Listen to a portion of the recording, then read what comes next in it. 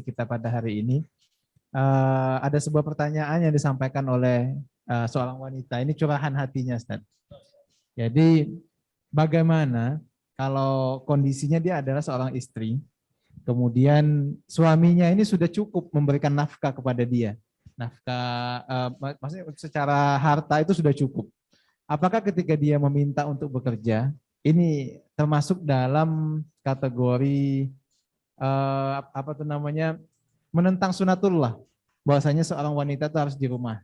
Kemudian yang kedua, seorang istri ini juga memiliki cita-cita untuk menjadi ibu rumah tangga. Namun juga ada sebuah cita-cita untuk sekolah ke luar negeri katanya. Apakah dia tetap mengazamkan diri untuk menjadi ibu rumah tangga, mengurus anak dengan baik, atau dia coba untuk kejar kembali cita-citanya sekolah ke luar negeri? Masya Allah. Nah, barakallahu fiik. Jadi kembali ada perempuan-perempuan yang sudah dicukupin sama suaminya, tapi dia maksa bekerja. Apa niatnya? Tadi kan udah disampaikan. Orang itu bekerja akan berniat, akan bernilai ibadah kalau dia bekerja untuk memberikan nafkah kepada orang tuanya. Untuk memberikan nafkah kepada anak-anaknya. Untuk mencukupi dirinya. Ini perempuan semua udah dicukupi. Apa niatnya? Kalau niat bekerja dia, ya untuk berbangga-banggaan, ya untuk beli tas yang bermerek, untuk beli ini itu macam-macam, yang ditakutkan dia fisabilis syaitan. Jadi bekerjanya dia bukan bernilai ibadah, tapi akhirnya di jalan setan. Gitu. Kalau memang tadi semuanya sudah dicukupin oleh suaminya. Kemudian bagi para wanita, boleh bekerja wanita itu sebenarnya, asalkan ya tidak meninggalkan tanggung jawab dia. Sebagian istri para sahabat itu bekerja. Ummu Salamah, istri Nabi. Ummu Salamah ini tinggal mati sama suaminya, janda dia. Punya anak 3. Ummu Salamah ini kerjanya itu menyamak kulit. Jadi dia ambil kulit yang ada, dia samak, kemudian dia jual dalam kondisi kulit itu sudah disamak gitu ya, seperti itu. Ketika dia menikah sama Nabi SAW, dilamar sama Nabi SAW, Ummu Salamah mengatakan, ya Rasulullah, aku punya anak itu, maksudnya punya tanggung jawab aku dengan anak-anakku, dan aku perempuan yang sangat pecemburu. Lalu Nabi SAW mengatakan, adapun anak-anakmu ya sudah jadi tanggung jawab kita nanti. Artinya ketika ada yang bertanggung jawab, ya udah nggak usah repot-repot gitu sebenarnya. Kemudian berkaitan dengan cemburunya, kata Nabi SAW, ya kita minta sama Allah supaya menghilangkan kecemburuan tersebut. Akhirnya Nabi menikah dengan Ummu Salamah. Tapi Ummu Salamah tetap punya kerjaan. Gitu. Dia tetap berusaha dengan seperti itu. Istri Nabi juga Zainab. Nabi SAW itu pernah mengatakan, yang paling cepat mati akan bergabung dengan aku itu yang paling panjang tangan. Yang paling panjang tangan. Akhirnya istri Nabi ini panjang-panjangan tangan. Ternyata yang meninggal duluan Zainab.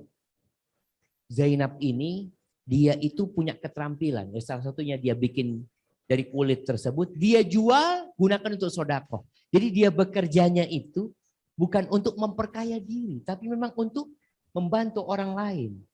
Jadi buat perempuan yang bekerja kalau sudah dicukupin. Tolong dia tanyakan kepada dirinya. Kenapa engkau bekerja? Sedangkan engkau punya tanggung jawab ya. Makanya kadang-kala kita heran. Nih perempuan bekerja, suaminya juga bekerja dengan penghasilan yang cukup. Anaknya dirawat sama orang lain. Yang merawat anaknya itu bukan ibunya gitu. Maka ditakutkan nanti akan muncul generasi-generasi yang jiwanya itu bukan jiwa ibunya. Tapi jiwa ya babysitter itu. Maka ini mungkin buat mereka yang bekerja, perempuan yang bekerja dia sudah dicukupi sama suaminya untuk melihat kembali niat kenapa dia bekerja. Dan yang bekerja, kalaupun nanti dia niatnya benar, jangan sampai akhirnya dia menelantarkan yang menjadi kewajiban dia sebagai seorang ibu, sebagai seorang istri. Maka kadang-kala suami itu malas pulang. Karena dia datang ke rumah, istrinya belum datang. Ketuk pintu, assalamualaikum, yang buka pembantu. Allahu Akbar. Ini ada pembantu di rumah ini. Itu kadang-kala menggoda dia. Padahal Rasulullah SAW mengatakan kalau seorang laki-laki melihat sesuatu yang membangkitkan hasratnya, kata Nabi SAW, "Falyarji ila ahli", pulang ke rumahnya gitu. Karena dia bisa menyalurkan hasratnya di situ. Tapi kalau ternyata istrinya nggak ada, ya harus sabar dia dengan kondisi yang seperti itu. Ada pertanyaan kedua, ya kalau bicara ambisi, orang itu punya ambisi macam-macam. Jadikan ambisi kita tertinggi itu adalah bagaimana kita masuk surga. Kalau bicara perempuan punya ambisi sekolah ke luar negeri, buat apa? Kalau memang ada ilmu ya, ada ilmu yang diperlukan oleh negeri kita, yang ilmu ini tidak ada kecuali di luar negeri. Kemudian dia belajar demi untuk memberikan manfaat kepada negeri kita. Memang nggak ada ilmu ini. Maka itu sesuatu kemuliaan ya, asalkan dia tidak menelantarkan kewajiban dia gitu loh. Dan ilmu ini memang nggak ada, ilmu ini ilmu kedokteran yang berkaitan dengan perempuan ya, ini adanya di sana dengan beberapa syarat lah. Yang penting dia tidak melantarkan kewajibannya dan dia tidak melanggar aturan-aturan agama.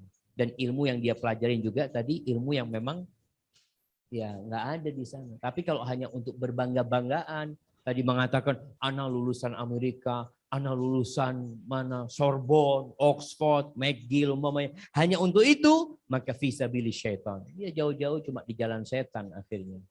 Hada wallahu a'lam bissawab.